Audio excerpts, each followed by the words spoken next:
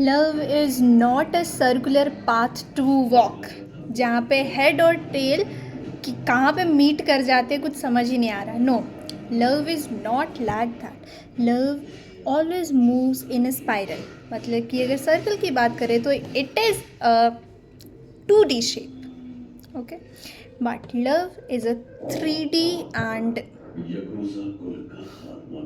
you know a trio-directional thing which you can feel, see, and also move with that emotion. So love always moves in a spiral like this. Yes, it can seem to you like a circular path, but it's a loop.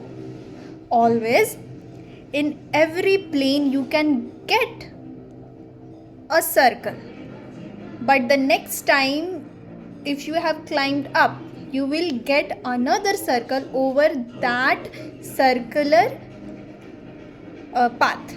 मतलब कि हर बार आप level पे उठते जाओगे और आपको ये महसूस हो सकता है कि the timing is clashing with the previous one, or the places or the feelings are similar like the previous one. But every new time and every new experience, you will feel that love is moving in an infinite loop. और love के पास अपना एक starting point होता है और उसका एक ending point भी होता है जो कि इनफाइनाइट पे मिलता है. And it gets more vibrational and, और आप जितने इंटेंसिटी के साथ और जितनी सब्र के साथ उसे सहेजते हो, वो उतनी ही दूर जाता रहता है. मतलब कि unstoppable. And there is another thing कि if you are moving in a spiral and जहाँ पे अगर आपने वो जर्नी रोक दी, ओके, तो उस एंडिंग पॉइंट का इस एंडिंग पॉइंट के साथ कभी कनेक्शन नहीं हो पाएगा, क्योंकि it's not the circular path, it's a spiral loop.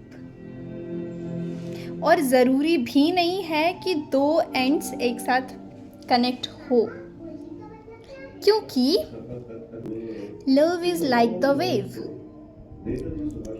It's not anything to be found in a shape or confined to any limited arena which has an end point and a starting point.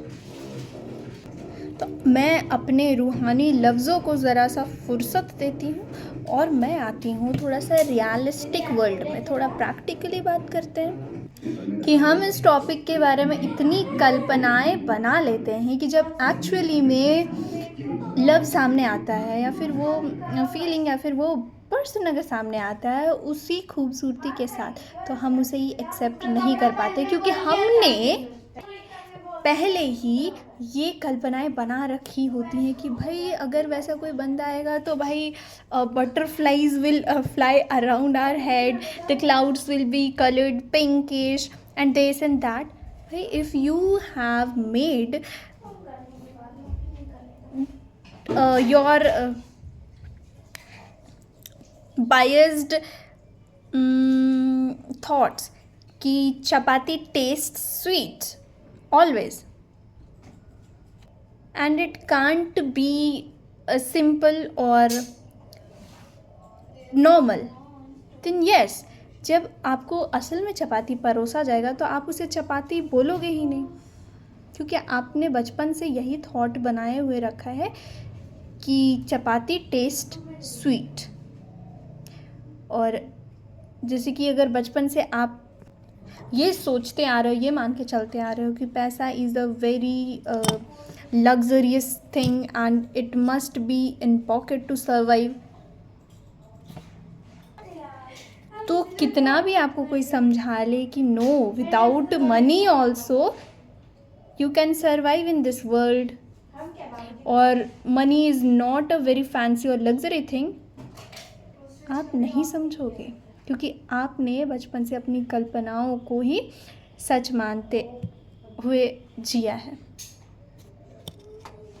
So we must feel like we are human beings, and whatever we get or whatever we experience in our reality or at the present time, that is the only reality we should consider, and put our explanations or put our imaginations थोड़ा सा aside.